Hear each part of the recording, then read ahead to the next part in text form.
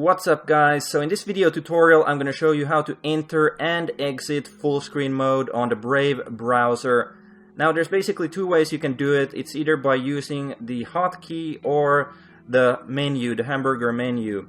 So the hotkey to enter and exit full screen mode is F11, so you just press F11 on your keyboard and it enters into full screen mode. And then when you want to exit full screen mode, you press F11 again and it'll exit full screen mode. Now you can also enter full screen mode through the Hamburger menu on the top right. So you just click on the Hamburger menu, then you go down to where it says zoom 100%, and then there's an icon furthest to the right. You just click on that icon and it enters into full screen mode. But if you want to exit full screen mode, you have to press F11. So that's how you do it on Windows and Linux. On Mac it's a bit different. There's a different button combination. It's CTRL+Command+F. You have to press CTRL+Command+F on macOS to enter and exit full screen mode.